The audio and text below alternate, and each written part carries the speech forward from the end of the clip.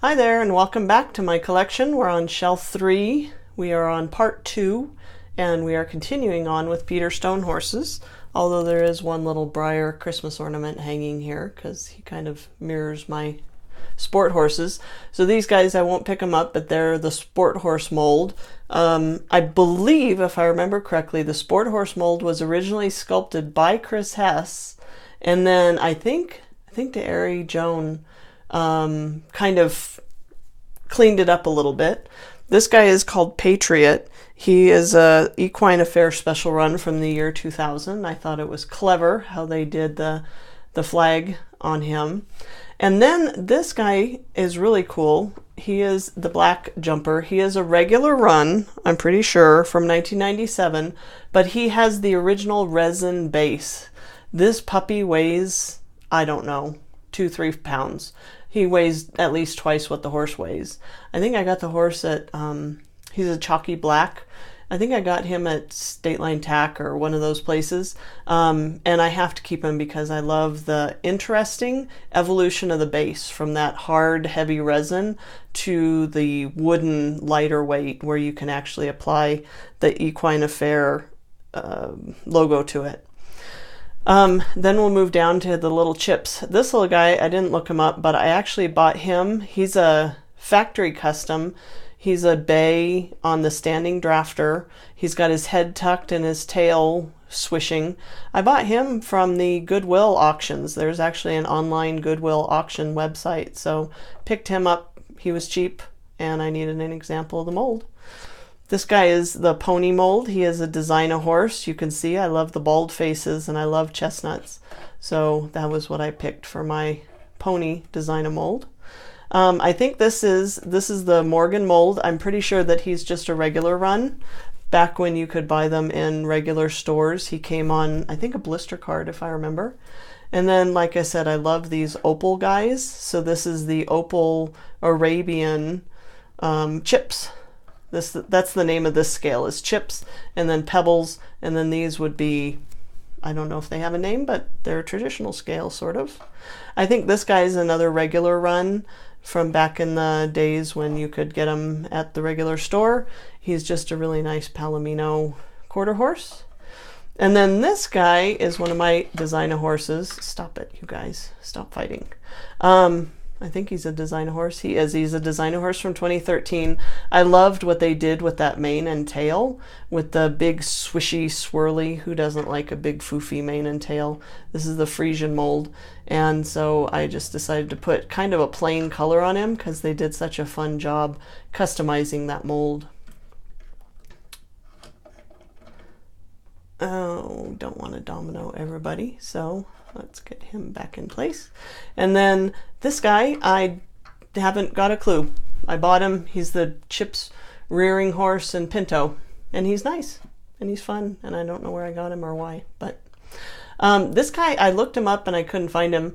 He is from like one of the early weanlings. He's a really pretty no spot Appaloosa on the weanling mold, and I think he was a special run like for Travelers Rest Ranch or one of the original hobby model horse hobby publications, because I think I got him as payment for working at their booth at Breyerfest one year. And then this one I just bought last month. It's the, what is that mold called?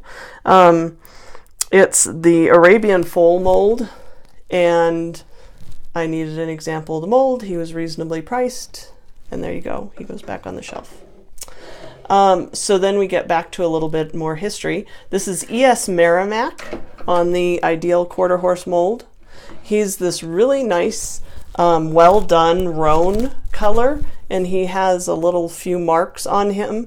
These are actual marks that the horse had. He has the ES brand on him, and then he has a couple more marks, but they did a really, really, really nice job. As you can see, Peter Stone does a great job with colors.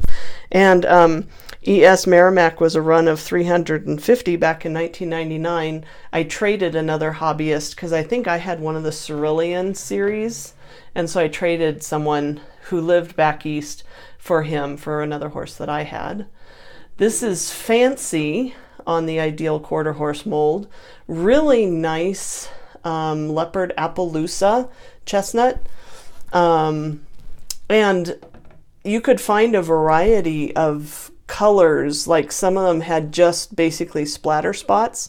This is the more, I think, more attractive Appaloosa, where the spots are kind of more misty around the edges. He was an equestrian shop, or was he an equestrian shop? He was a special run. Oh, I think he was for Ginger Horse back in 1999 or 2000. And I think I handpicked that one, so they must have been at Breyer Fest. This is the original Peter Stone Morgan mold, and I must have done a trade for him because this is Golden Victory from 1998's Mayfest back in Indiana. They did a lovely job, again, with the beautiful paint job with the dapple chestnut. The mold itself is a mold of a horse, and he is signed by Peter Stone, 1998. So I'm pretty sure I traded somebody for him because I didn't ever go to those events. This is a special run called Christian Soldier on the Trotting Drafter. He is from the year 2000, and really nice white with the gold and purple accents. And I handpicked him at Breyer West back in that year, and they only made 60 of them with the straight cross. They made, it was a run where it was kind of split, where the other cross had the flared ends. I don't remember what the name is, but he's the straight cross. This is the second Artisans Hall horse. This guy's name is, I think, Snow Dragon by Ed Gonzalez. Oh, I remembered his name. Remember last week? This is Ed Gonzalez. Gorgeous, absolutely gorgeous. Gray with the dapples. Did a beautiful job on him, and he is numbered 118 out of 200 because he is my horse that I bought when I was on the list back then. I dropped off the list sometime after the third, fourth, fifth horse. So this is one of the Artisans Hall horses, but this one I actually bought off of Model Horse sales pages. He's bought by Cheryl Leisure in 2007. This is Royal Lancer. He's number 182 out of 200, and I absolutely had to buy him because this is the Warmblood mold, and the Warmblood mold has been discontinued, and you can't hardly find them at all. So when I found one for sale, I snapped him up. So that's the end of my Peter Stone. Next week, we'll move on to Breyers. Thanks.